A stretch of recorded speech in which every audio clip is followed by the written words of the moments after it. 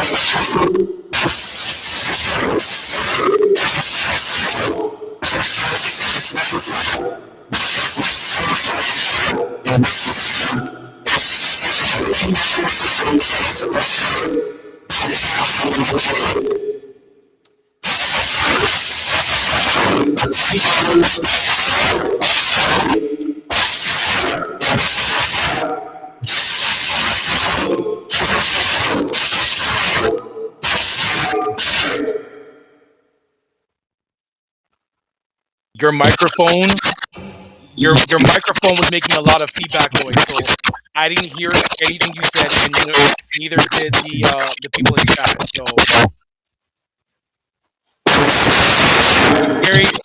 it's very static to me.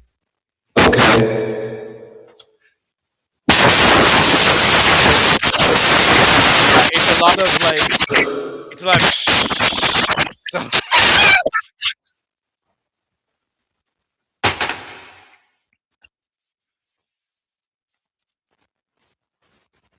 but for those who are in the chat, why? Yeah, it's just a little bit of feedback. So the wonderful introduction that you gave, no one heard it, but it's all good in the hood. It's technology, it's live streaming, it is what it is. So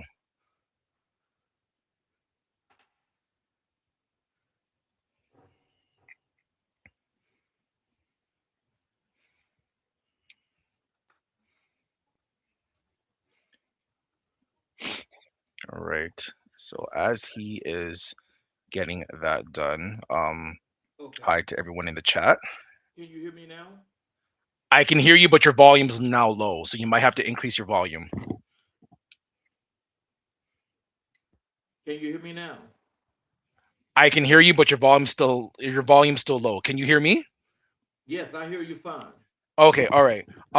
Your volume's a little bit low. I don't know if the anyone else can hear you clear, but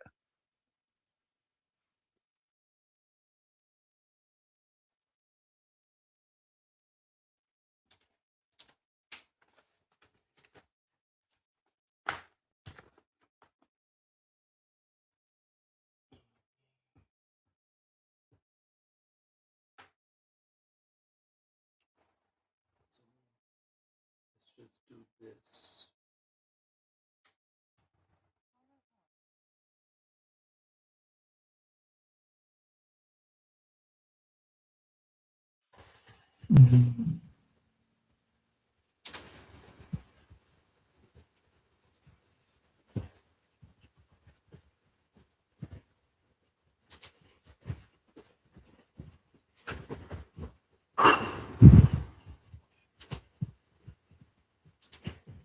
Okay, what about now?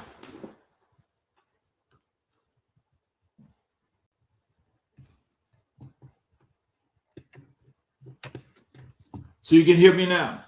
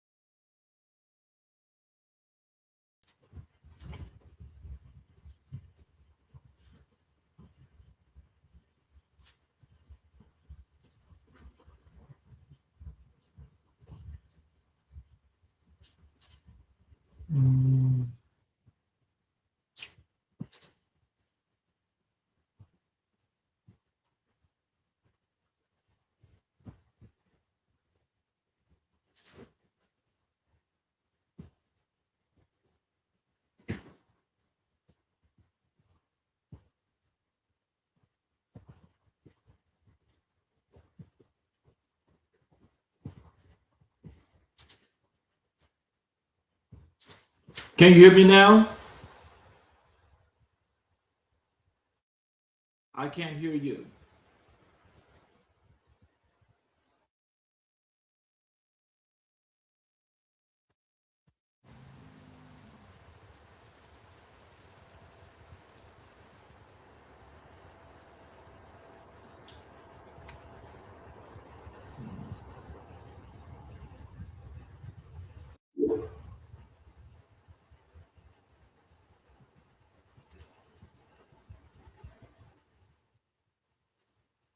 Mhm. Hmm.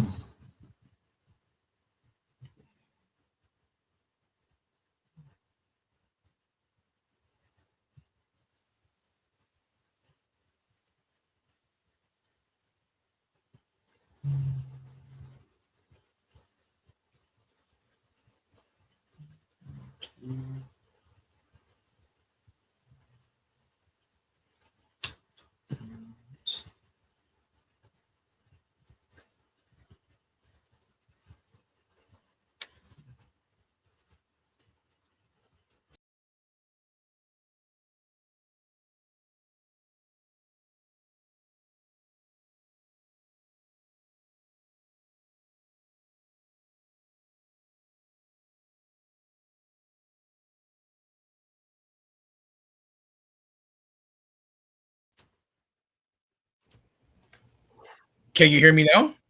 Yes, I can hear you now. Okay. All right. Good. Perfect. All right. Okay. It could have been a headset issue. Not too sure. I just restarted. It's all good. Is there anything you'd like to say to the audience before we get into the show?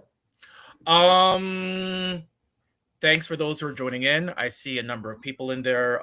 Shout out to my wife that's in the chat room. I see Natalie, I love you. I also see some supporters. I see Lori, who's from the Black Nurses Leading Change. I see Shandeli. I see some other people in there. But yes, thank you. Okay. Let me jump into this section here where I call your early life and identity and origins, where I'd like to let the audience get the opportunity to know a little bit about you.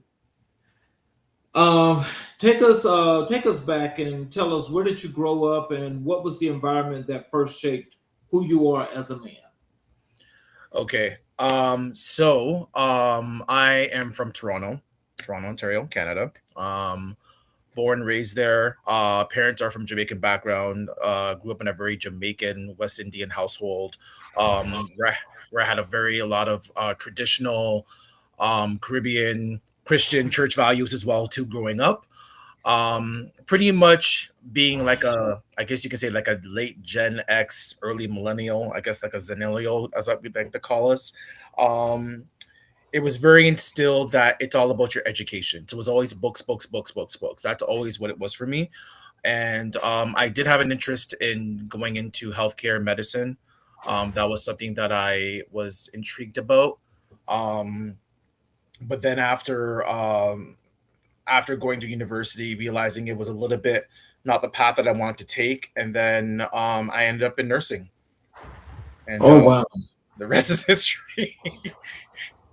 So, growing up as a black man, what messages did you receive explicitly or implicitly about who you were supposed to be and what you were capable of? Okay, so as a black man, a you need to provide. B you're always having to take care of everyone else and not necessarily your own feelings. And not to say that's we neglect our feeling, but it's always an issue where it's always a thing where you always had to provide. Like that was the main thing. You provide, you provide, you provide. You're the family man. You are the breadwinner. Also being a black man as well too. Always being aware of your surroundings, knowing that at the end of the day you're black regardless. So even though people might say, "Oh, you know, good job," et cetera, you're still as a black man. So always have that in the back of your head. Also, too, and this is for me personally, and I kind of learned this when I was growing, because as I got older, don't fall into the stereotypes, right? I find as a black man, and you can agree with this, that we're often told to be successful, you need to be either excelling in sports or entertainment. So whether you're a football player, basketball player, a rapper, singer, whatever the case may be. And that those are all great, but we're more than that, right? So, you know, getting an education, getting a post-secondary education, right? Because a lot of us, especially a black men in all, especially in the community within North America, because this is both based in in the States and up here in Canada, and the whole, we're kind of told to don't worry about sports. I mean, don't worry about education, just excel in sports. So tell us about your family. Who were the people who laid the foundation for your values, your work ethic, and your sense of identity? My family, sorry, my camera's jumping a bit. I don't know if that's just it seems to be jumping here. So my apologies. I don't know why it's doing that, but I'm just gonna continue talking. Um, Basically, as far as my family growing up, um, yeah, very traditional Jamaican family. Very like, even though I was born up here in Toronto, it was very Jamaican in my house. I've had two parents, working class, both worked, middle class. Um, Basically, as I said before, it was all about just education and trying to be the first one to be, who went to university and so forth. So it was education was always a big thing for me. So what was the purpose and premise of education? Was that part of your family foundation? Was that something that was just newfound for you? How did that work? Yeah, so pretty much because I mean, especially for my parents being like first generation, coming up here, it was very important that your children, in the case myself, because I was also taught I'm an only child, that education was always a key. You need to succeed. So that's where that's where we were always told to do. It was always about education, education, education. So, and that's been always in a part of my me growing up. So was there a specific moment, a person, an experience, a turning point where you knew that nursing was your path? Walk us through that decision. Um, so nursing is always okay. So pretty much kind of going in a back, like kind of going through history wise. So my mom always wanted to be a nurse when she grew up. When she came up to Canada, that was one of her things of being a nurse. So I remember being younger, going seeing like her medical health books.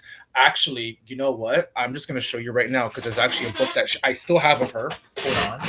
It is and I'm going to really kind of um I'm going to kind of date people.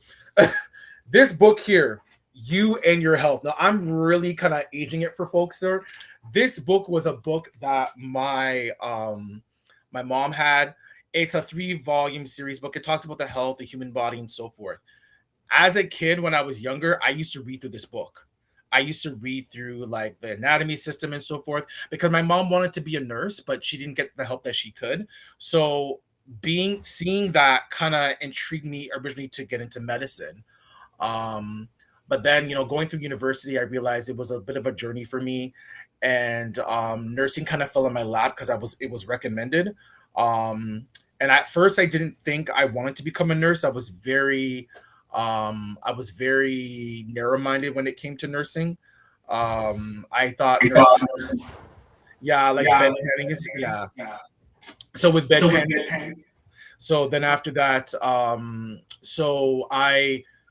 but I was told, hey, no, do it. Go ahead and do it. And then I applied, got in. And then after doing nursing, especially in fields like emergency and ICU, I realized this is my career and I liked it. So So when you told people you wanted to be a nurse, what was the reaction? Did you face doubt, skepticism, or pushback, and how did that sit with you? um So I do have a family that has a number of nurses, but I will say there was disappointment, especially with my dad, because my dad at that point was already bragging to everyone that I would become a doctor. So when I had said no, I want to become a nurse, it was almost a little bit of disappointment. There was also a bit of narrow. When I say narrow-mindedness, it's just more of they just didn't know what a nurse is. Like nurse people think a nurse is just a bedside nurse, and they just go into they just do bedpan and they just clean people. But there's way more to that. Um, to the point where even like during my graduation, I mean, it was great that my mom was there and so forth and whatnot. But some family members were still like, "You want to be a nurse? You're sure you want to be a nurse?" Now, fast forward, especially after the pandemic, it um, it um, it changed a lot of minds. I'm just gonna check my camera for 1 sec. You can ask me a question. I'm just gonna turn it off and turn it on just to see if it works because I'm glitching for some reason. I see here. Well, I just want to say there's going here into the chat. Yeah, Here is a. This is from Valerie Russell. She's proud of you. Um, thank you. from Rodrigo, he says hola. Thank you very much. I'm just gonna switch here because I'm noticing I'm jumping here for some reason. So, but we can continue. No worries. Okay, and I'm not sure. I'm quite sure you know who this is. Someone said, "Hey, Peanut." Yep. This first generation Caribbean do not play about education and success. I love this topic as it can get toxic at times if they steer away from what the vision of the family for that individual. Um, I'm not sure who that is, but I think she's definitely right on for She that. is. No, she is. It's true. We're very like, and I do have a lot of my friends who are from West Indian background. Trust and believe. It's like it's all about books, it's all about school, it's all about education. There's always an ongoing joke with us growing up where it's like as soon as we have done something or we want to do something, the first thing that comes out of our parents' mouth is, did you read your books? Did you study your books? Did you read? Like that's always been an ongoing joke, but it's so true. We're all about education. We're all about, because we always, I guess, our our parents want to see us succeed Mhm. that they never had the opportunities to do. So And here is from Jamal. Not all heroes wear capes. it's And true. here we go with I'm sorry, I don't know. I don't want to say the name wrong, but it looks like I don't know. Lori. It's Lori. Lori. Yeah. Okay. Since Dwight is one of the most inspirational black men I have ever met. He is a mentor and a leader. And so let's as I get back Thank you. into this, can you tell me what did black excellence look like in your household or community growing up, and who modeled it for you? Black. Okay, so I'm gonna do a difference between black excellence growing up and black excellence now. Black excellence growing up Mhm. was grinding, um, being the only black person in a lot of spaces that were either white or just people of not of similar background with you, and having to go through a lot of obstacles. And even when you did prove your point, you still faced obstacles if you were in a top leader position because you were always questioned. Fast forward in 2026, black excellence to me is something that you don't want to mess with. We have come so far, we've excelled so far, and it puts a smile on my face. Perfect example. Last year, I had won an award for Health Hero Awards for Black Health Professional Network up here in Toronto. And when I tell you, it felt like the Oscars. It was like a sea of professional black folks and just we're all dressed to the nines because we like to dress to the nines, and just seeing and hearing the excellence. I'm speaking to doctors, I'm speaking to researchers, I'm speaking to surgeons, I'm speaking to other nurse practitioners, I'm speaking to pharmacists. It's like there's such a huge, like it's such a huge gap. Like these were spaces that we weren't able to be in and to succeed in. So for me, there's a difference. Like the black excellence back then was like a starting ground and a route for us to like step up to the ladder. And now we're in spaces where we got awards, we have events, we have galas. Like we're now in a position where we can celebrate our own success and we don't need someone else giving us the glory because it's deemed to be appropriate for them. No, I want to celebrate my success. I should be able to celebrate it with amongst my own peers, not with the approval of someone else, because that's what's supposed to be what success is. So yeah. So, how did your experience of race identity, culture shape the kind of caregiver and leader you eventually became? So one thing I will say, and this is also very true with a lot of Black healthcare professionals, is we go through a lot of racial um discrimination, believe it or not. Prime example, when I first started nursing, first of all, people immediately thought I was security. I would walk in and they would think I'm security or housekeeping. And I'm like, but I'm wearing a stethoscope. Right. How am I security, or how am I, or housekeeping? So there's number one, that.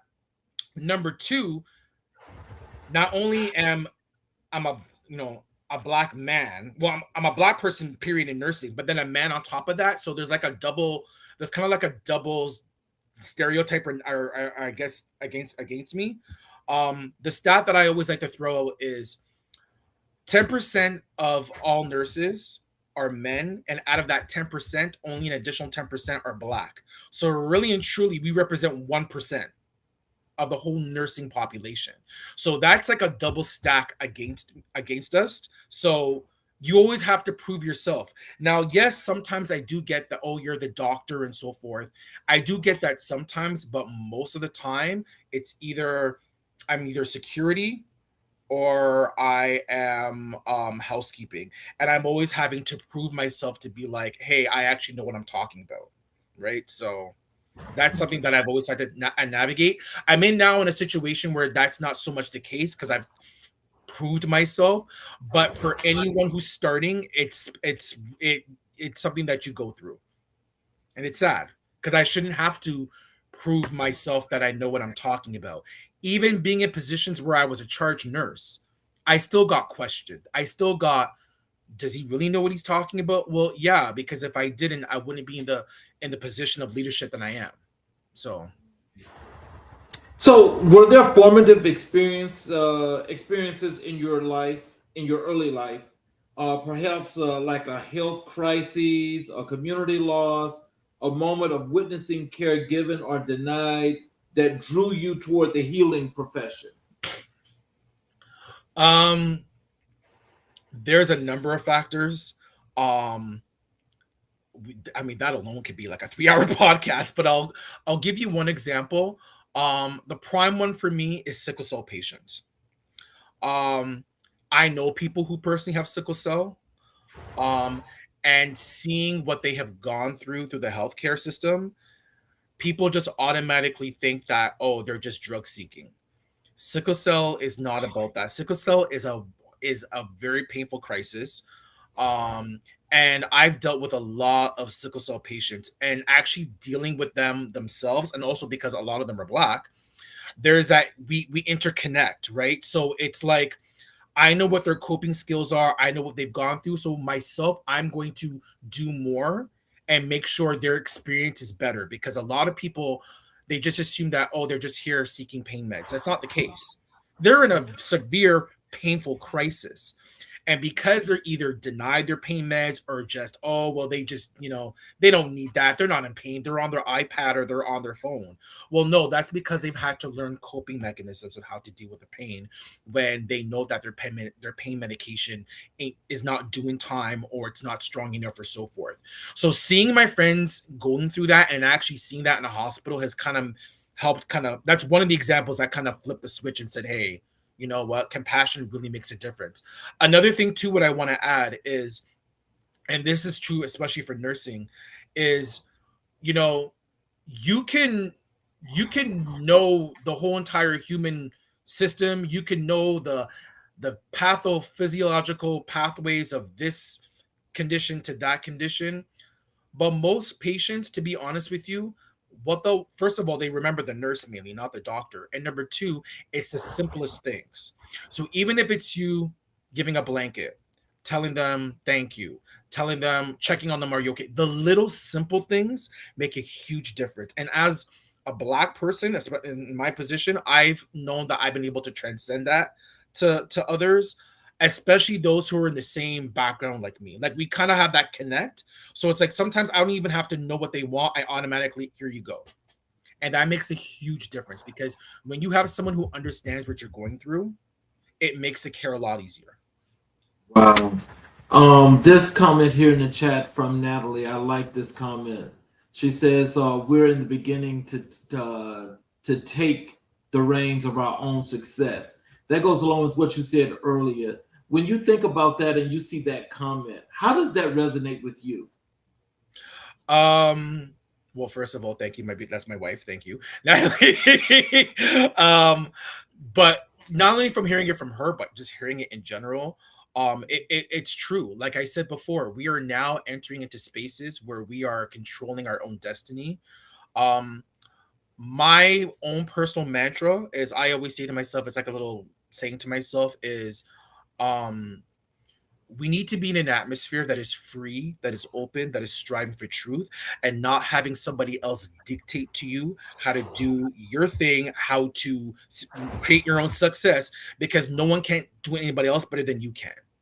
And I've always keep that as my mantra because we know our destiny, we know what we want, we can control it. Don't let have someone else tell us we can or cannot do it because somebody else's policy says so or somebody else's belief says that. So by all means, yes, we are definitely taking the reins of our own success. That's why we have, I mean, that's why we have BT awards because we celebrate our own success. That's why we have the NACCP awards. That's why we have our own awards to recognize our own success because if they're not going to do it ourselves. Yeah. And this comment here, I want to tell her, is that a young lady? Hey, Peanut. Yes, it is. I appreciate you for loving it here, and I hope that you come back and watch more shows. Thank you for that comment. Can you tell us how do you think growing up in the context of the Black diaspora, with all of its richness, its trauma, its community, and its complexity, gave you a particular kind of preparation for the work you now do?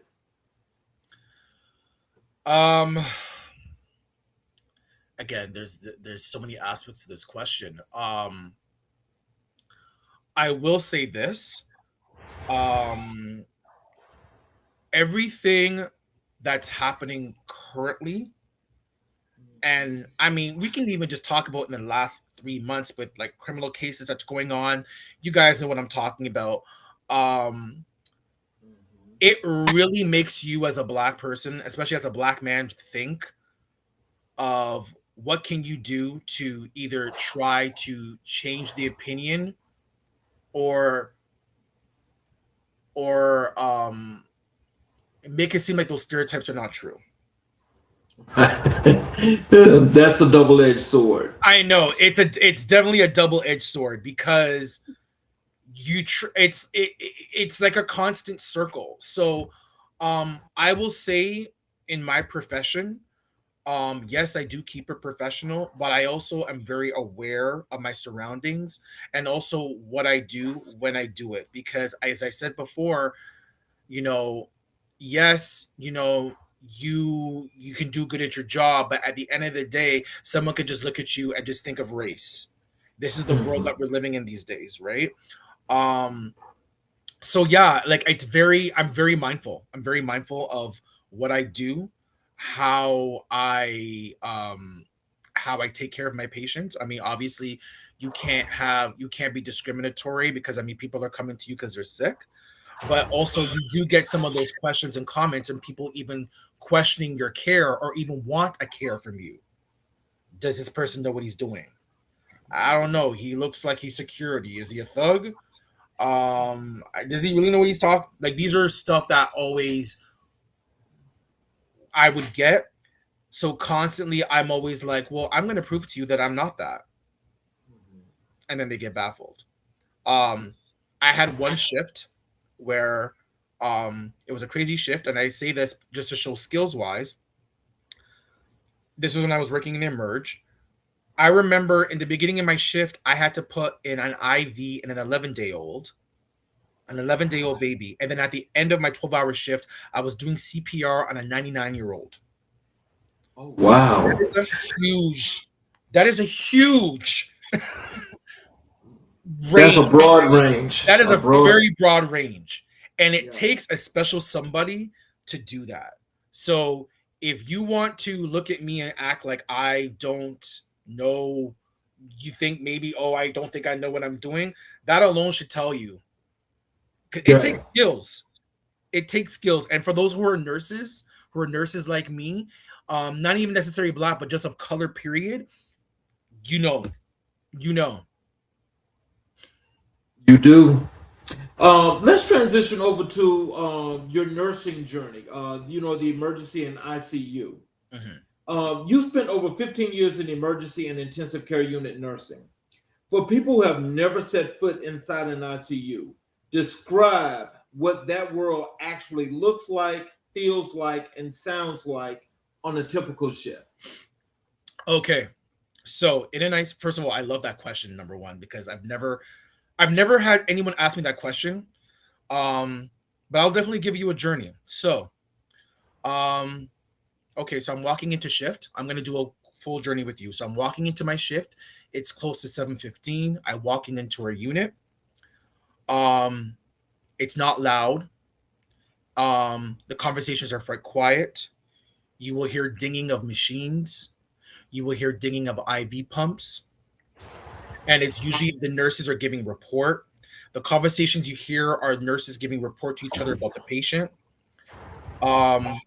It's what I like to call organized chaos, right? Because something can happen, like a patient can all of a sudden their heart stops beating and we need to do CPR, but it's in a controlled environment. It's not like the pit, for example, where it's just chaos through the door because it's in the ER. And for the record, whatever happened in that show is what I actually went through as an ER nurse. Also, too, in the ICU, there's a sense of calmness, right? Because we're all there. Our job is to stabilize the patients who are very critically sick. And we tend to recognize when things start to deteriorate fast. So there's a sense of calmness, there's a sense of control. Teamwork is a huge thing with us in the ICU. So if a patient isn't doing well, we all swarm in to help. If we get a new patient that comes in, we all swarm in to settle that patient in. It's very structured. Yeah, it's very structured, but it's also very complex.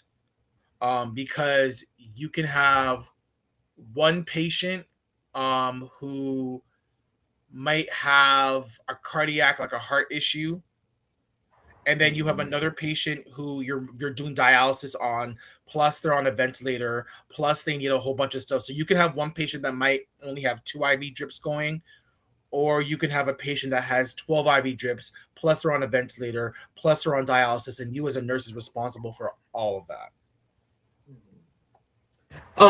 Can you tell us what drew you specifically to critical care nursing, the emergency department, and the ICU rather than other areas of the profession? So I'll tell you this. So when I was in nursing school, I remember I was on a cardiology unit, and I remember the clinical teacher said, "Hey, let's go to the ICU." So I said, "All right, cool." So we went into the ICU, and I remember specifically walking into the ICU, and there were a bunch of patients in closed glass rooms on ventilators and hooked up to a whole bunch of IV drips. And there were guys that were sitting around, and I thought they were doctors. Come to find out, these were nurses. I was like, "Oh, all right, okay, this is cool. I can see myself doing this." So that amazed me, number one, because I'm like, okay, great. This is where all the guys in nursing work. Right. Then I got a job it's something called an externship. So an extern is pretty much like a nursing student, but who works in whatever area, like whatever department, and they're basically like a nursing assistant. Mhm. I did that in the ER, and when I tell you I loved it. It was like I was doing so much. I was doing CPR. I was helping putting in catheters in. I was helping doing. I felt like I was a true nurse, and the unpredictableness that was my that was me. I love that. Mind you, this is when I was younger. Now I'm older. Ain't nobody got time for that. Ain't nobody got time for that. But when I was younger, oh, someone coming in and EMS is doing CPR, give me that. That was my joy. Oh, there's someone who needs this medication and there's like they're having a gastrointestinal. Give me that. I love the unpredictable stuff. The drunk patients, the mental. Give me all of that. I loved all of that. So then I applied and then I got in working in Emerge, and I was in Emerge for like a good 10 years. And then the pandemic hit, and that changed the whole perspective. And I just said, yeah, I'm kind of done with this now. But yeah, that kind of drove me. But emergent critical care, and that's where you'll find a lot of guys who are in nursing. You'll usually find them either in emerge, um, ICU, or psych. Those tends to be our main areas that you'll find a lot of guys in nursing. You'll find guys in other areas as well too, but we just tend to navigate to that area because we love the action, we love the complexity. Like it's yeah. Well, you know, it sounds like critical care is definitely a place for you because it seems like you are a quick thinker. Because those situations would require you to be able to think, move, and make things happen. Yeah, Is that a natural thing for you? it is. I like to call myself ADHD slash OCD, and the reason why I say that is because when I'm in a merge, it's like I'm like squirrel, where, like I'll just go to it. Now in the ICU, there's an OCD thing where you like your lines labeled, the patient needs to look good, the bed needs to be made, so I can switch between the two, and I just love. Yeah, it a lot of it too is it's a lot about critical care thinking, right? It's a lot about your job as a nurse. And again, this goes to impact because again, as a black man, you kind of sometimes have to prove yourself this. You have to sometimes, not sometimes, you always have to think 10 steps ahead. So if you see your patient has this condition, you need to predict, okay, what happens if this happens? What happens if this happens? Then I need to do this. But if this happens, this is going to happen. So therefore, I need to do this. So it's like you have a whole backup plan. And as a nurse, you already know, okay, this is going to happen. I'm predicting this might happen. So let me just put this in check so this doesn't happen. So, and that takes skill. That take like it's nothing. It's something you're not going to learn overnight. It takes skill, and it takes nursing like to learn that over the years. Wow. So look, without you know, don't tell us your sensitive or security information here, but have you ever had a situation to where you have been involved with, you know, a case that you had to really get deep into to help to save a life? If so, how was that and how did that make you feel? Okay, so I have multiple stories. I'm gonna say this particular one, um, just because it did happen in the summertime. And usually when I tell this story, it tells people, wow, as a nurse, kudos to you. So this was almost 10 years ago. It was a hot summer. Surprisingly enough, it was in July, and I was working a night shift, and this was the emerge, and there was a major car accident that had happened. There was a family, I think of like four or five, I forget. They were turning somewhere, and I believe it was an intoxicated driver hit their car. The parents got sent to one hospital. One of the kids got sent to the other hospital, but two of the younger kids, I don't think they were wearing seatbelts, and they got ejected out of the car. So they landed. So they were there, and as a last ditch effort, because we kind of the paramedics kind of already knew things weren't the greatest. They were sent to our hospital. So I was in one of the rooms. I was in one of the recess rooms that had the older child, and then right beside it, there was another room that had a younger child. So we're literally running, and now it's their codes, right? So there's code blue, which means for an adult, their heart stops, but there's a code pink, and that's for kids. Okay. So we are running two code pinks at the same time. And there's myself, the emerge doctor, the RT, the pediatrician, the peds nurses, and I forget who else in one room, and then the same amount, like another nurse and so forth, whatever in the other room. Like it's a whole team. Um, both kids didn't make it. And what was very heart wrenching was police was there, the paramedics there, they were crying. What kind of got to me was the father who was at another he was another hospital. He, I guess, found out that his one of his kids was at this hospital. So he signed himself AMA, left the hospital, came to our hospital, rushed in, and his younger child had passed away, and he basically crawled into the stretcher and was hugging his dead child. Oh my God. When I tell you, first of all, it was quiet. You can hear a pin drip, and the emotional breakdown that happened.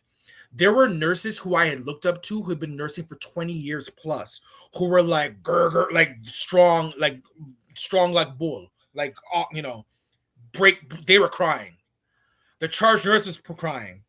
The police officers were crying. The paramedics were crying.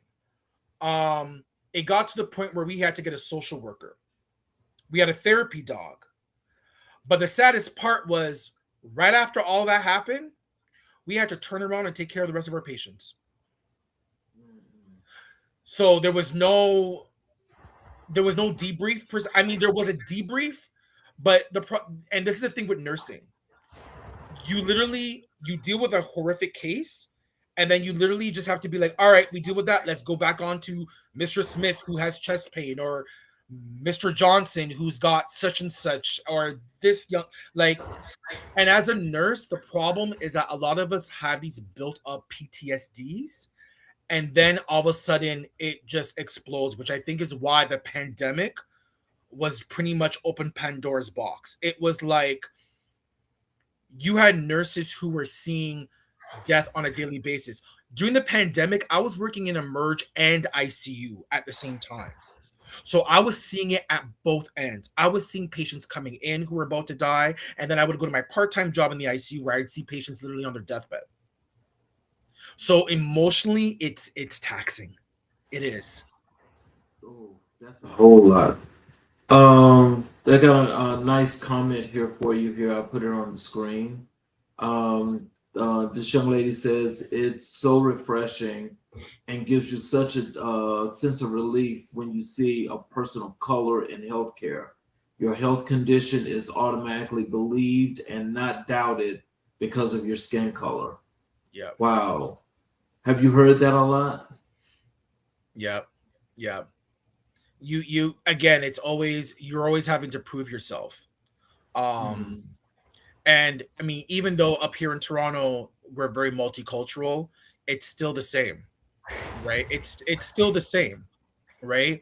Because you'll have other cultures who may not trust you, right? So you have to. So it's like, you know what I'm saying. So it's like there's internal racism within own different racial backgrounds, if that makes any sense. So no, that comment definitely holds true to that. So thank you, Lori. And that I put this one on the screen as well. I definitely respect first responders.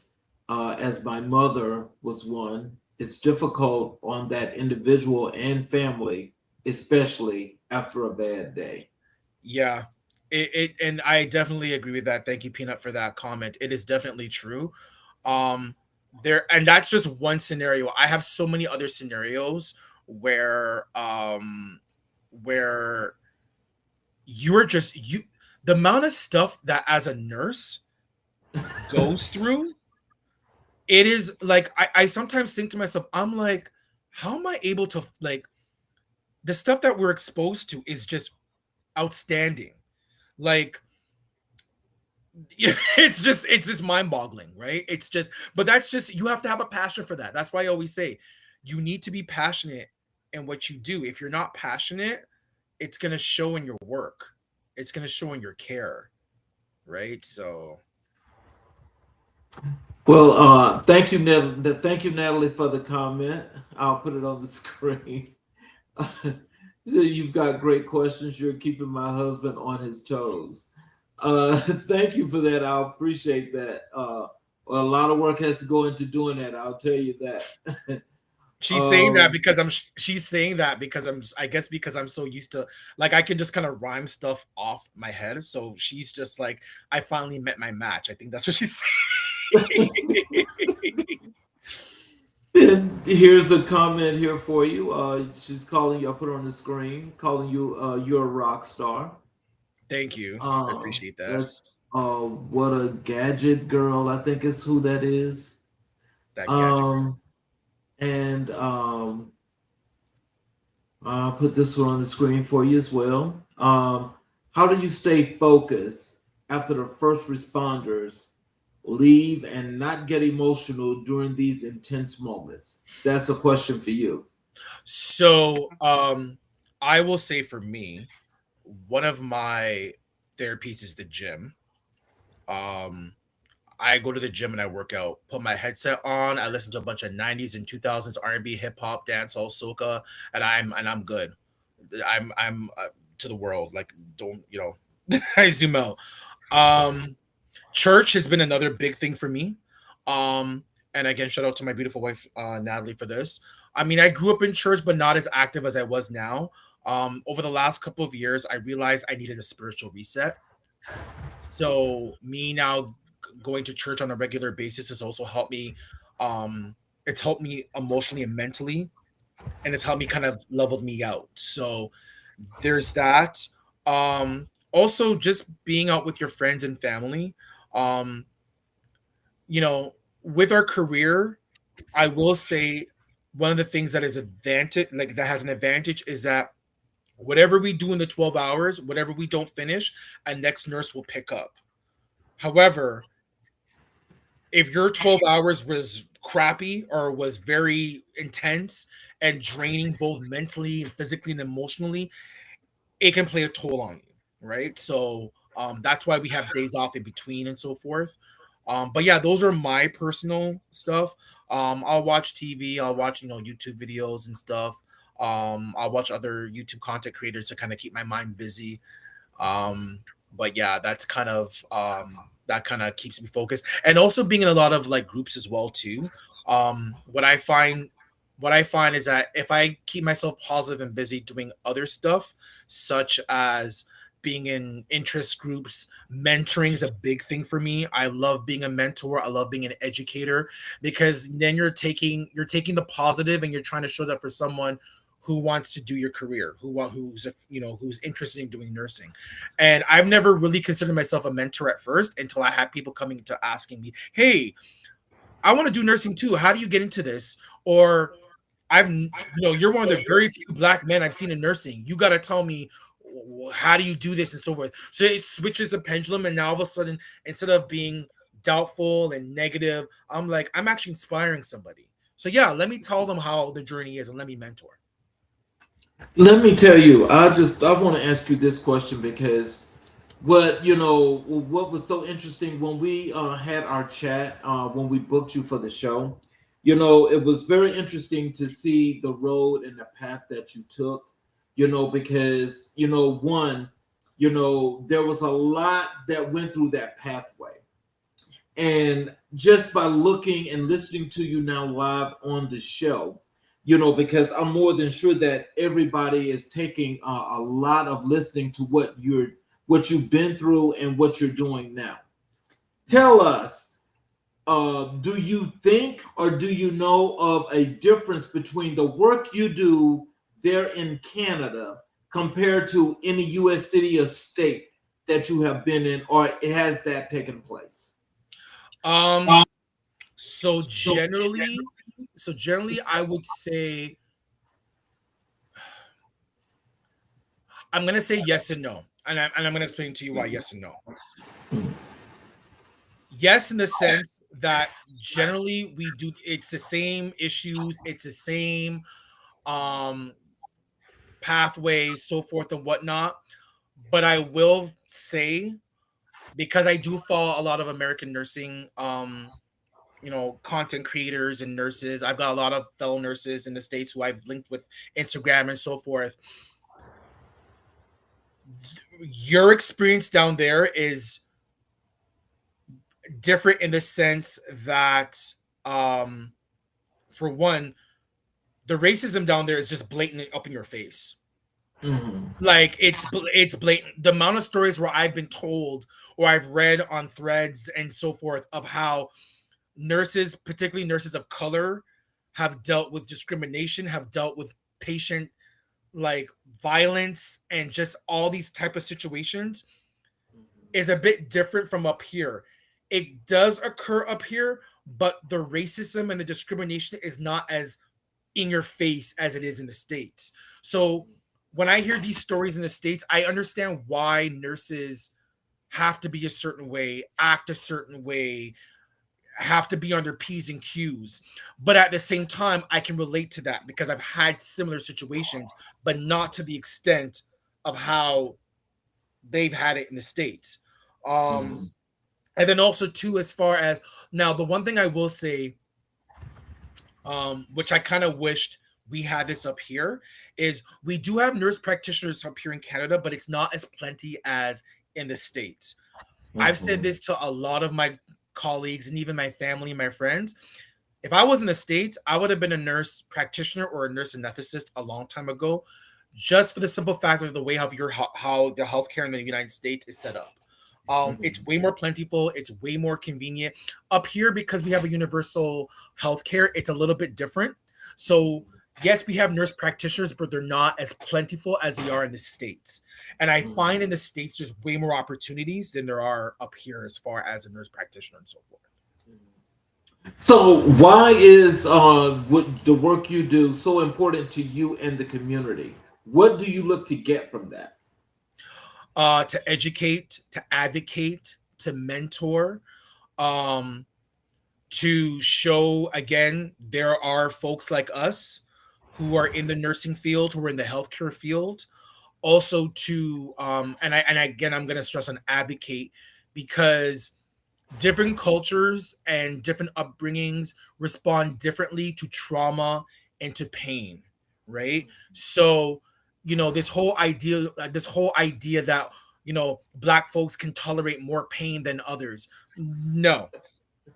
If and especially for black women and especially for black maternity health, that is such a huge factor Yes. because a lot of maternity health, and especially in black women, gets missed, gets misunderstood, um, and we need to change that, right? So for me, advocating, for me, understanding, for me being a voice, but also kind of teaching colleagues and stuff and saying, hey, you know what? Maybe this may not be the case. Maybe we can look at this, right? So yeah, that's kind of helped me. But again, also just being a mentor as well, because like I said before, um,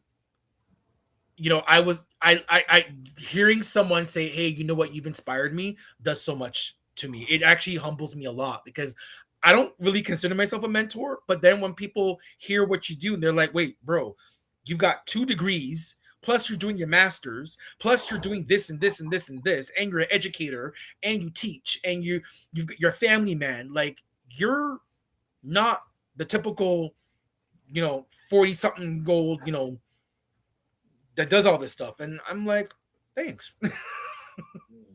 So let's talk a little bit about your education, academia, and Humber College. Tell us about your role at Humber College and what do you teach? Who are your students? And what does a typical week in the classroom look like for you? Okay, so I'm at that college. So I'm in the nursing and PSW program, so personal support worker program. I started off there as a clinical instructor. So I had nursing students in their third and fourth year. Um, I would do clinical with them. And I'd be maybe anywhere between like 6 to 10 or 12 students. Then after that, I was approached to teach PSWs, like lecture them. So I said, okay. So I started doing that, which was an interesting journey. And I say interesting journey because even though the material itself to me is basic, the students coming in to do this, I have to remind myself they know nothing about healthcare. So sometimes even the basic stuff you need to kind of go over. But it's been rewarding. Um, it's also been quite interesting because I'm also doing my master's at the same time. So teaching and being a student, I can kind of see it in both perspectives. I will also say, yo, the use of the chat GBT and AI is that's a thing. A lot of students are using that, and at first I was very against it, but I understand why it's used. I embrace it, but as long as you're using it um for its good intention and not just being lazy. Like if you have already done a paper on a particular topic, but you want ChatGPT to say like, "Hey, can you just kind of polish it or edit it or whatnot?" Or give me a direction, that's fine. But if you literally go into ChatGPT and say, "Hey, write me a 10-page essay on blah blah blah blah blah," then no, that ain't acceptable. Um, but yeah, that's my teaching journey. I love it, and that's I also realize me being a teacher. Um, I love seeing students learn from me, connecting the ideas and succeeding, and that's where that kind of feeds the whole thing of like, you know what, I do like teaching and being a mentor. So yeah. So, in teaching and thinking about your class and your students in general and as a whole, what do you like to get from your students, and what do you like? What do you want to instill in your students when it comes to the medical profession and what they should be doing? So particularly with my nursing students, um, I will specifically tell them and say, hey, always ask questions. Don't act like you know everything.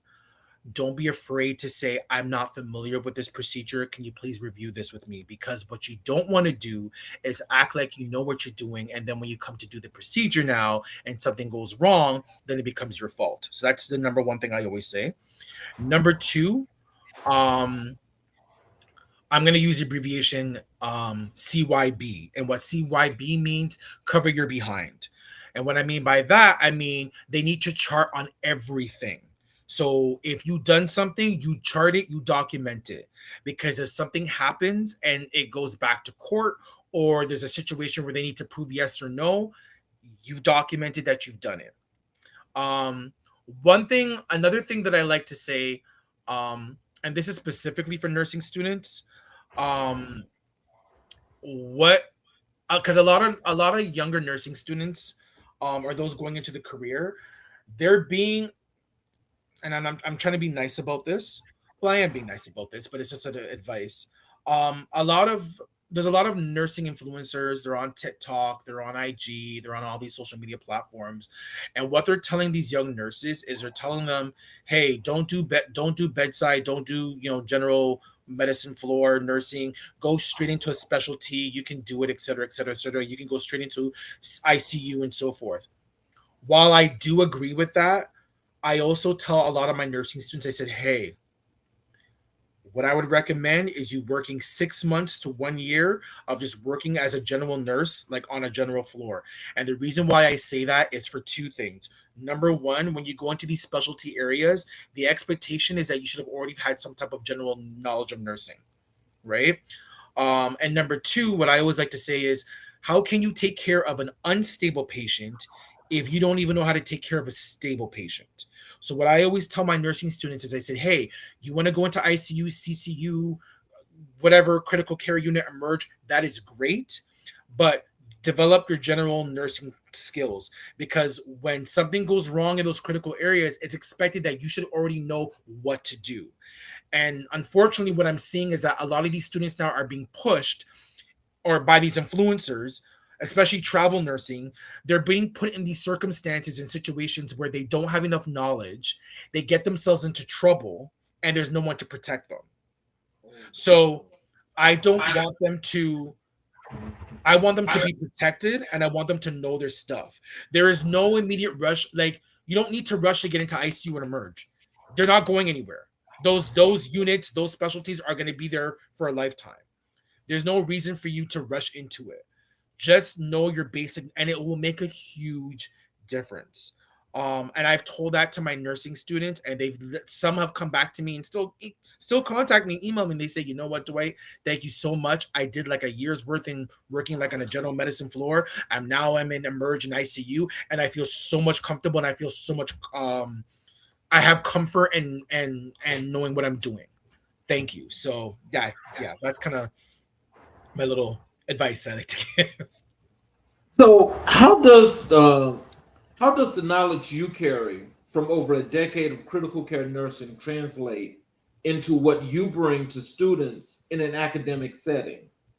And how do you make those clinical experiences pedago meaningful?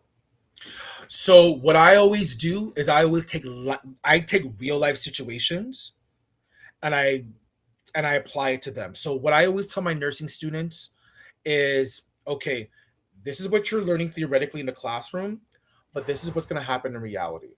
Okay? So prime example, PSWs, okay? Um Personal support workers.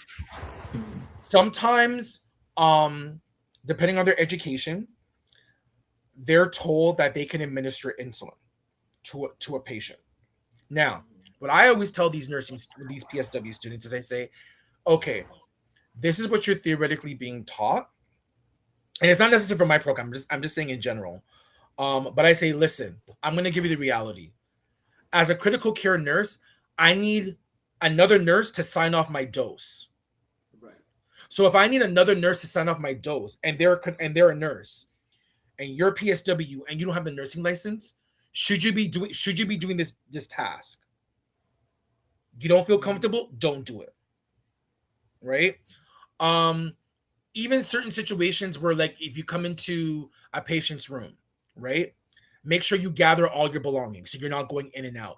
Just certain things that, like, because I always tell them your your case scenario or your simulation lab is going to be completely different from what's going to happen in reality, because not everything goes perfectly well, and this is just in reality, right? So I always give them like advice. One advice I always and I say this to a lot of my male nurses, my male nursing students, is I say, listen, if you are alone with a female patient and you need to do, like, say, an EKG or a Foley catheter, don't be in the room by yourself. You get Exactly. another female colleague, whoever, and you be in that room with you. Because I know someone who was in a situation. I don't know them personally. It's someone who knows them. They were a nurse, and they did an EKG on a patient, and the patient falsely accused them for sexual assault. Oh, Never happened. The nurse ended up losing their license, and they had to go through over a decade of court to prove that they didn't do it. And basically the patient was just like, yeah, I just made it up. Well, you just ruined this poor man's career. So with that said, that's why I always say, yeah, always have someone with you in the room. And likewise with women. If you're in a situation, or you know what, with anybody, if you got to do a procedure and you don't feel comfortable doing it by yourself or being alone in the room, get someone there with you. you That know, I always think that that's a good thing anyway, because when they just talking about just for people's sake, what's going to be how everything, what they call it, just want to be politically correct for PC yeah, for PC purposes anyway, because nowadays everybody has the opportunity now to sue people for anything now. yep. And so that is the crazy part of society today. And I kind of hate that, especially in your profession, that is one of those that's easily scapegoated. Oh yeah. Oh yeah. I can listen. There okay, let me tell you another scenario. Okay. Um and this is not even nurse related, but it kind of is, because part of my master's that I'm trying to focus on is workplace violence against healthcare staff, and my goal is there should be some type of legislation or law where if you assault a nurse, a doctor, a housekeeper, whoever, charges need to be pressed because I'm sure you can't go into McDonald's and act a fool. You'll get charged. So why is it accepted in the hospital? So prime example, there was a patient who, I'm not going to say the department, I'm going to keep it very generic. There was a patient who obviously was intoxicated, was acting very irrational, and they left their room and they went straight to the nursing station, and there was an I don't know if they were a physiotherapist or some other healthcare worker that was working there, and this patient immediately put this person in a chokehold, was trying to choke this person to death. Oh So God.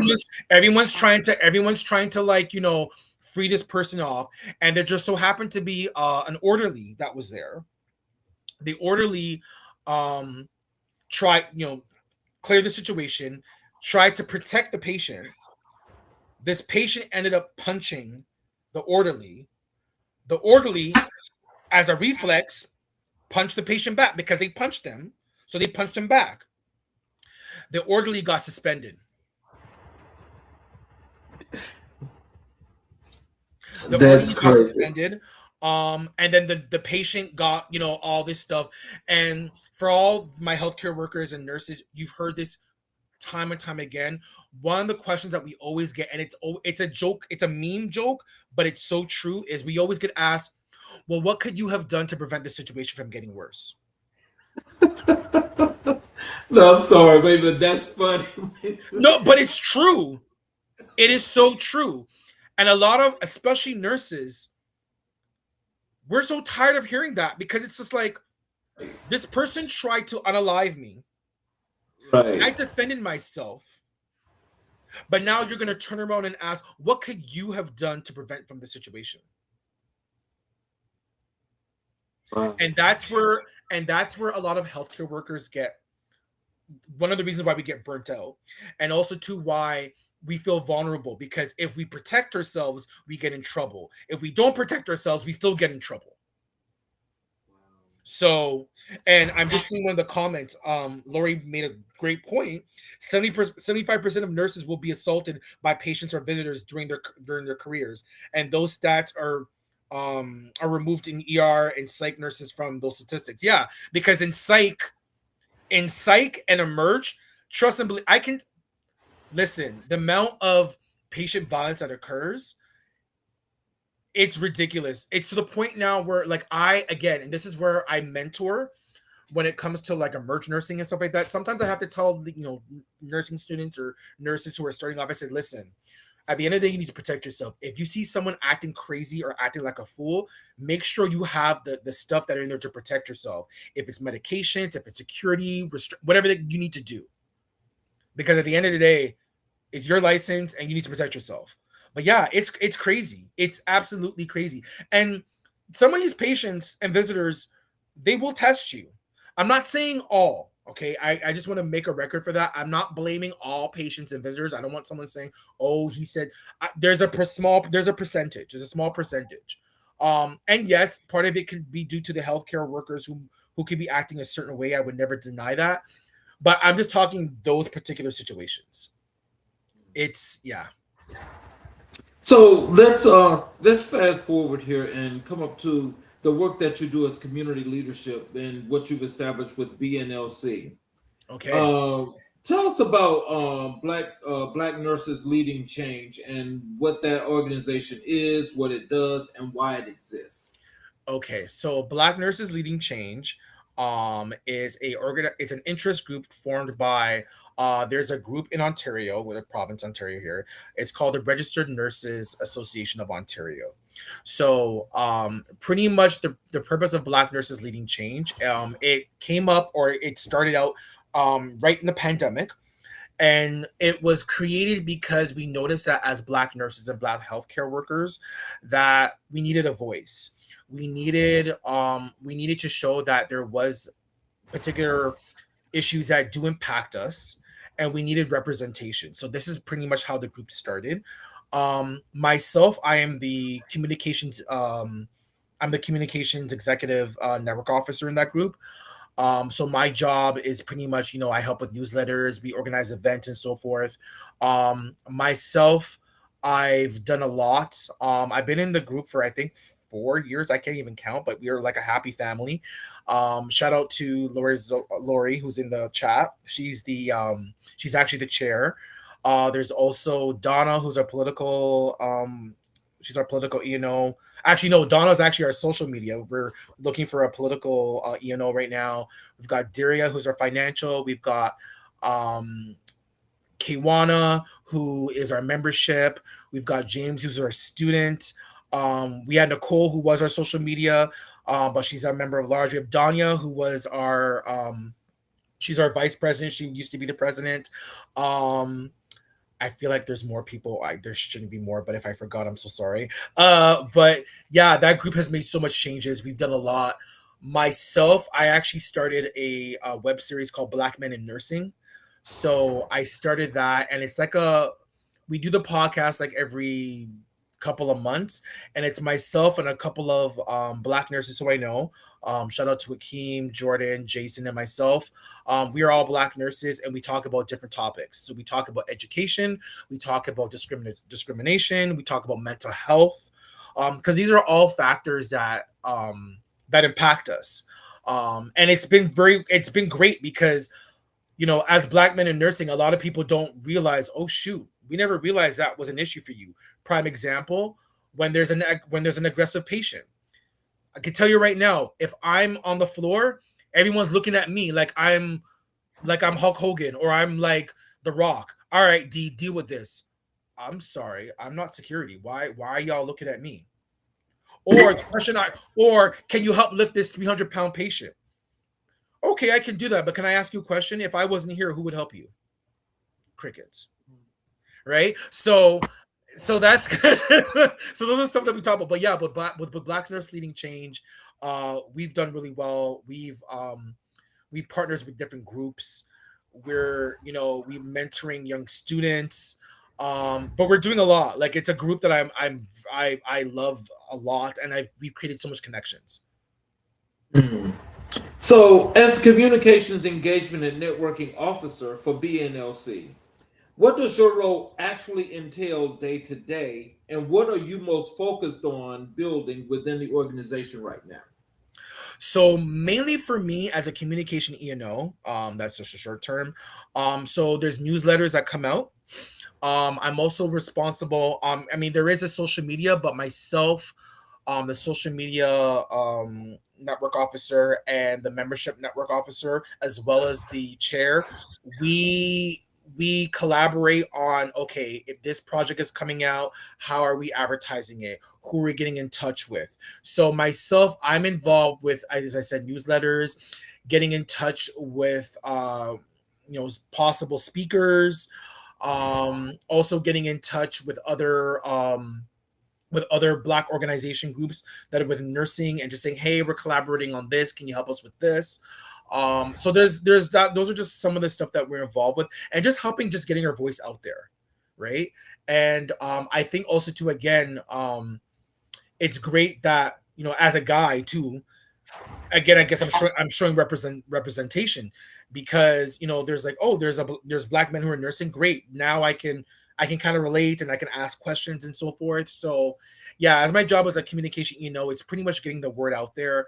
And I also do help other background stuff too, like I help set up meetings and so forth, and kind of just helping, supporting everyone, like the president and vice and so forth. So, what is the state of Black nursing leadership in Canada today, and where are the strengths and where are the gaps that organizations like BNLC are working to fill? So first of all, excellent question. I love that question.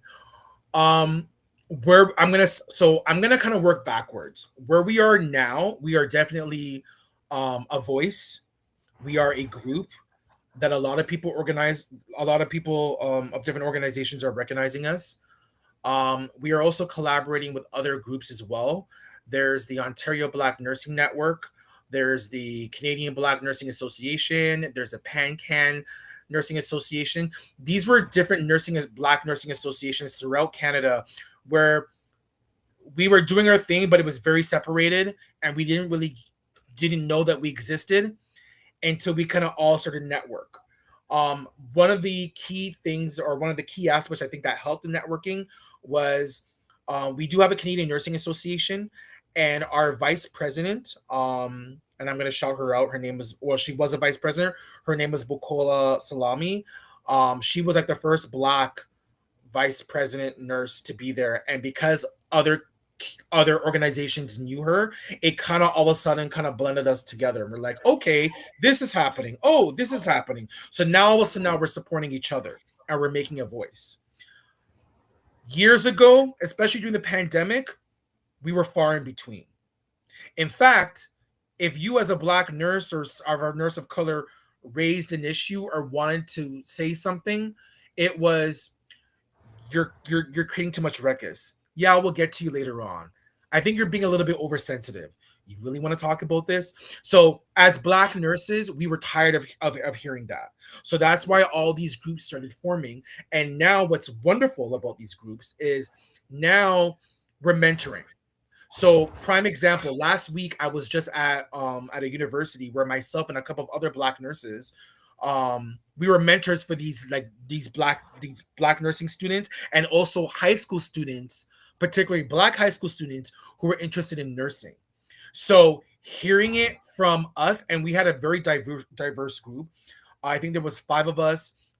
Two of us were guys, three were women, and we're all from different aspects. Some were in the beginning of the career, some were working in peds, some were in the academia area. Myself, I'm ER ICU. So we represented a whole genre, like a whole spectrum. And that to me was very blessing, because it was like we are connected. And because of that, now we're doing more stuff together. So now we're making changes. We're in spaces now. So it's really good. So let's talk about the Black Men in Nursing webinar series. Mm-hmm. What is it? How did it come to exist? And what need was it in designed to meet? So Black Men in Nursing, I came up with the idea. What ended up happening was, so in the Black Nurses Leading Change group, we were talking about different webinars, because what we do is that we do host a number of webinars throughout the year. And one of the things that I've always said to myself was, there's not enough representation of Black men in nursing. And if there are representation, it's always looked in a bad way. There's always stereotypes. We're womanizers. We're this, we're that, we're blah, blah, blah, blah, blah. And I was like, you know what? I want to change that narrative. We do exist. So what ended up happening was I ended up linking up, and again, shout out to Akeem, Jason, and Jordan, because they're normally on my podcast or webinar. I reached out to them, knew them through LinkedIn, knew them from different associations and meetings. I said, hey, you know what? I'm going to start this webinar. Are you interested? And they're like, yeah, sure. And then also when I presented it to Black Nurses Leading Change, they loved the idea. They absolutely loved the idea, to the point where it actually kind of birthed into a documentary, which is almost done. It's Black Men in Nursing. Shout out to Lori, because she's working on that. So that kind of went into that documentary. So from that, I said, you know what? Let me do the webinar, see how it goes. And we did the first webinar, and it was a success. We had a lot of people who liked it. And then I said, all right, so maybe we should continue this. And a lot of people have said, you should do this webinar on a regular basis. I would like to. Time-wise right now, the way how my life is right now, I kind of have a lot going right now. So I would like to, but not on such a frequent basis. And also too, the guys who I do the podcast, they're also busy as well too. Like one of them is doing their PhD, one of them just graduated doing their masters. We all have family lives, so forth. So it's just trying to find that that perfect time that we can do it. But yeah, I've been doing it, and I love it. I love showing, the world that we do exist. We know what we're doing. We're intelligent, and we can do just as great care as anyone else. You know, I'm going to suggest this to you guys. I think that if you had more people that were able to actually fill in at that time, to continue that good work, because I think as you guys continue to add to that, if you've got long gaps in between, then it kind of like it throws you off a little bit. Yeah, it does, but also, You I know, mean, you know, I'm gonna say this. I'm a very busy man, busy in a good way, but I also know that takes time and commitment. And it I know does. at the present time, I'm not like I've got. I mean, I'm still trying to finish my third book that I'm trying to write. You know what I'm saying? Like, there's so many different things that I'm doing, so that's why I kind of space it out. I think once, especially when my master's is finished and things kind of settle down, that I'll probably will try to do it on a regular basis. But no, I do appreciate that advice, and I know that it requires a commitment. So, what has the response been from Black male nurses who have participated in or tuned into the webinar series? What are they telling you about what it means to them to have that space? Sorry, repeat that again. You cut that out. Sorry. What has the response been from Black male nurses who have participated in or tuned into the webinar series? What are they telling you about what it means to them to have that space? Um, I've been told that one of my first messages I got was "Thank you, bro." Literally, I thank you, bro. That was a message from someone. They said, "Thank you for being a voice. Thank you for showing that we can do this." I had a couple of nursing students um who literally said, "You're an inspiration," because literally we don't see this when we're in nursing. And the fact that there's four of you guys and you guys are in all different aspects and you're thriving in your career, thank you, because now I can prove to myself that I can do just as well as you guys and even excel to any higher grounds that I want to. So I've been met with a lot of positive affirmations, which was humbling. I even remember one time we did a podcast, like we did one of the webinars, and there was actually someone, I think he was from Tennessee, I forget. He called in and he was like, kudos to you guys for doing this because it's great that there's a webinar series and so forth. And it's funny because I laughed and I said, but you guys in the States I find in the States there are a lot of support systems for Black men in nursing, not so much in Canada. But he said, yeah, but it's not like, it's not as intense. You guys don't talk about the topics like you do. It's just kind of like, hey, we're Black men, we're nursing, and let's just post a bunch of memes and so forth. I said, oh well, we don't do that. So but yeah, it's been inspiring. And like I said, like if I can help change someone's either mind to do nursing or help them navigate through any struggles that they had through that I can go through and help them overcome that, then I've done my job. Leslie, let's get into the this Black History moment because we discussed this prior to the show. I asked you who were the most influential people in your life and career. You told me it was Dr. Martin Luther King Jr. and Marcus Garvey in your life, and Dr. J. Douglas Salmon and Mary C. Cole in your career. When we talk about Dr. Martin Luther King, can you tell us, Dr. King spoke of the fierce urgency of now, the moral imperative to act in the present moment for justice, not someday. How does that philosophy show up in the daily choices you make as a nurse, an educator, and a community leader? Okay, just repeat that. I have a thought in my head. Just repeat that question one more time, just to make sure I'm answering that correctly. Because these are really good questions. How does that philosophy show up in the daily choices you make as a nurse, an educator, and a community leader? If I can summarize that in one word,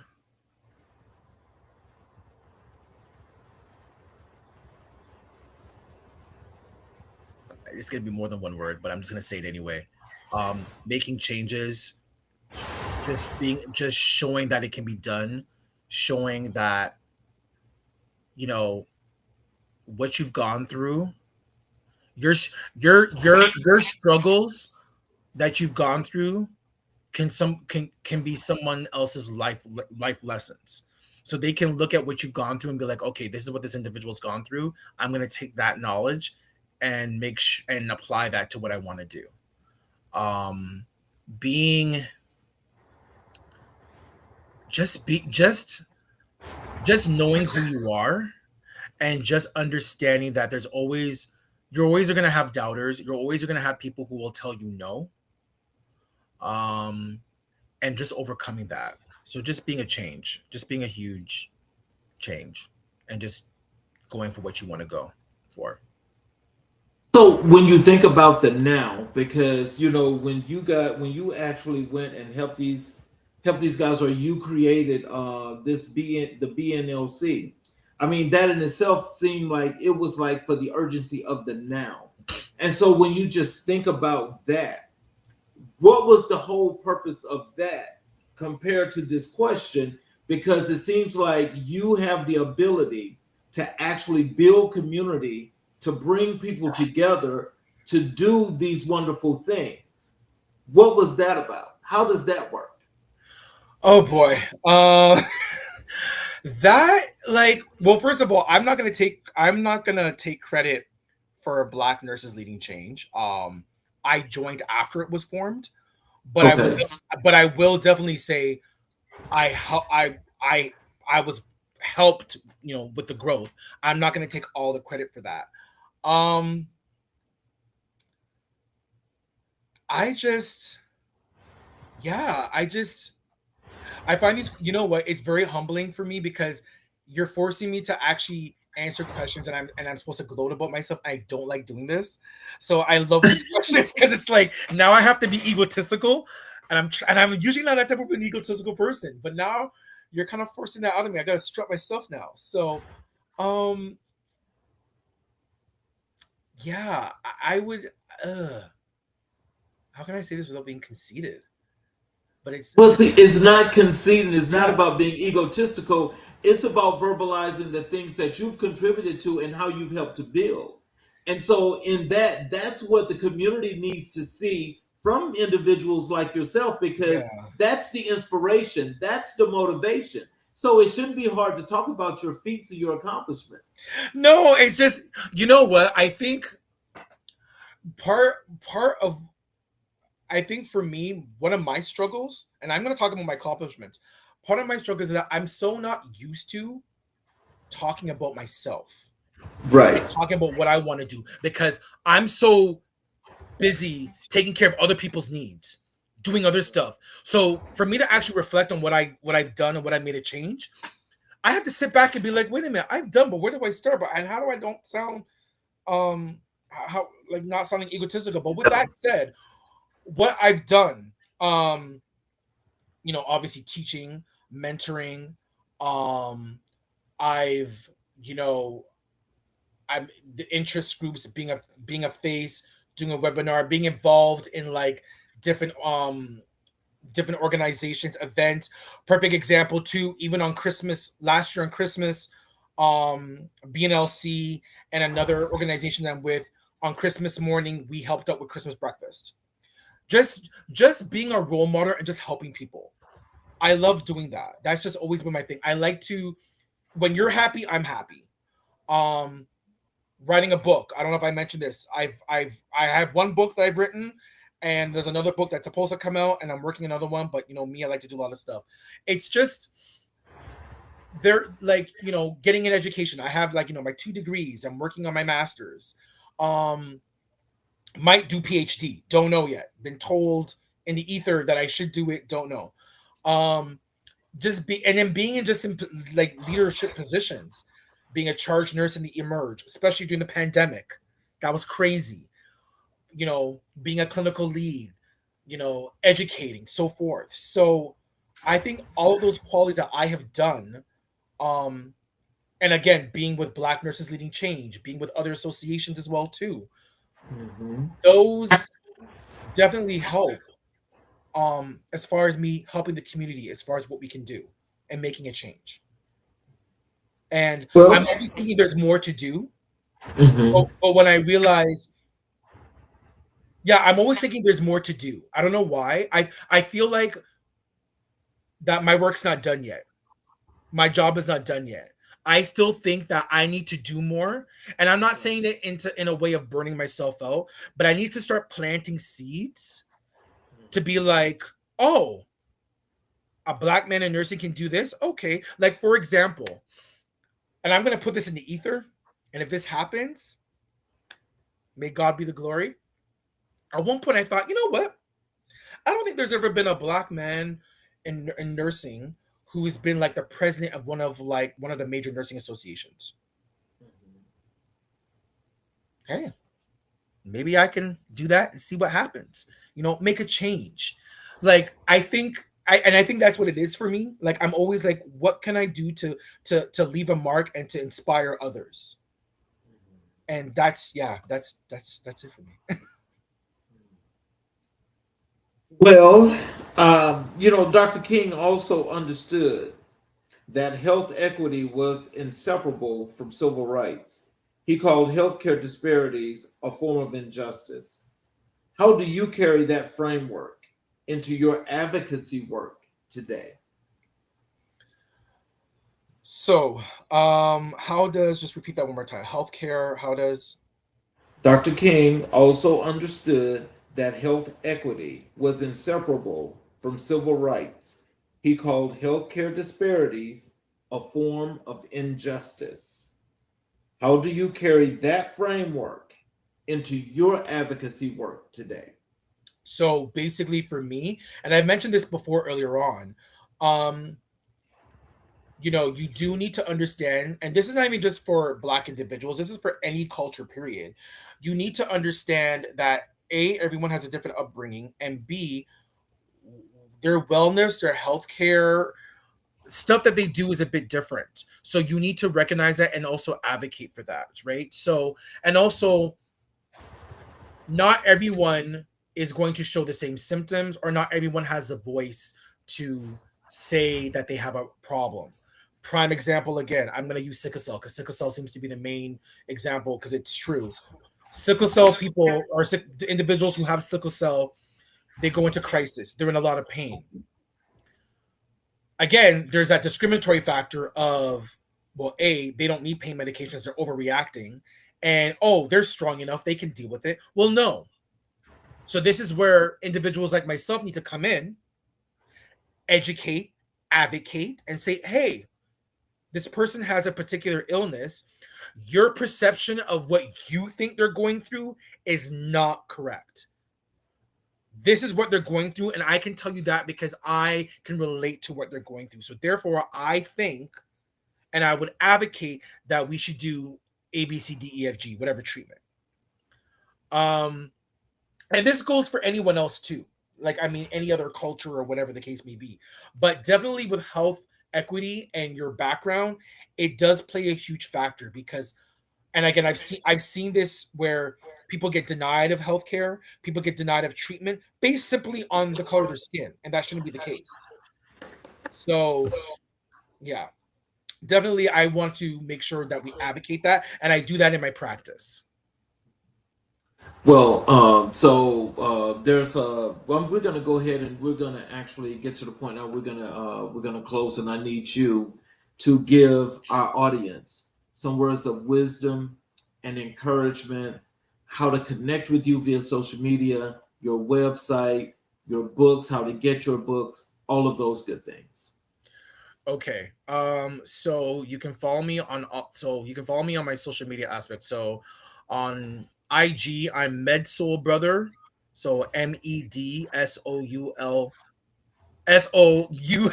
brother. So it's Medsoul Brother on IG and also X, aka Twitter. I also on TikTok, where I am Nurse Soul Brother, so Nurse NURSE Soul Brother. And I actually have my own YouTube channel. I haven't been active on it for a bit, but I'm starting to now post content, and that's also Nurse Soul Brother. Um, my books, I have one book that's published right now. It's called Double Deception. The author, my author's name is Ford D. Barrett. So Ford, so Ford and D initial and Barrett, Barrett. That's my one book. I'm working on two others. Actually, one's supposed to be published. Don't know when it's done. I have to get that published. And then I'm working on another two. One of them is an autobiography that I'm doing as myself, nursing my whole career. And another one's another suspense novel because I like to write suspense fictions. And then for those who are in LinkedIn, just type my name. You see my name there, Dwight Barrett. Definitely add me on. That's where I do a lot of my networking. And by all means, for sure. I mean, I like to give advice. I like to mentor. I like to make a change, and I just want to just make a difference. Well, I want to thank you for being here. There's a whole lot of stuff that we didn't actually get the opportunity to cover, and I'd love to have you back Sure. because this was very enlightening. And I've got to say, there's a lot that I learned, especially thinking about the system here in America and how you actually function and operate there in Canada. You're right. There are a lot of similarities, but there are some differences. But I'm sure they can't be that far off, other than what the systems are about universally, or if it's just about one particular system. But still, in all, there's a lot of commonalities. I appreciate that. And so, as I close the show, I'm going to close the show with this monologue. But before I close, I want to ask if you could stick around for a few minutes after I close the show. And I want to say this to the audience before I close. And that is for those of you that are watching on all of our channels, especially our YouTube channels. If you have not yet subscribed and enabled all notifications, I ask if you would please support us by subscribing to the YouTube channels, enabling all notifications, where every time we have a live show, you will be able to get the show live, as well as you're able to go back and watch all of our previous recorded content with all of our great guests. That's got plenty of inspiration and motivation for you to use for yourself or for your community. So in closing, tonight we have been in the presence of someone who reminds us what it looks like to live with purpose.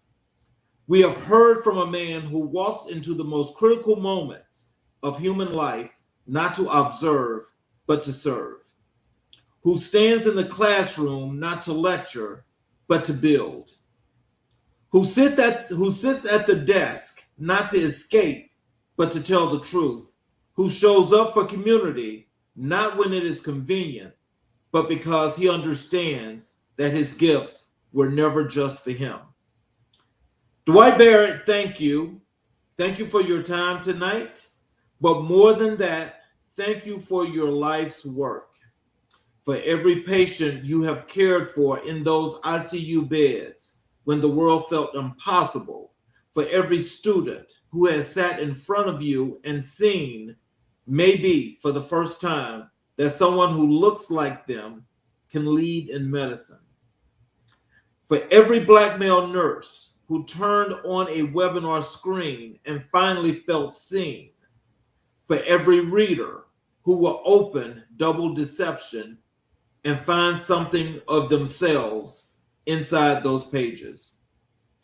For our audience tonight, at home, online, wherever you're watching this, let us be clear about something. Supporting Black health is not a political act. It is a human one.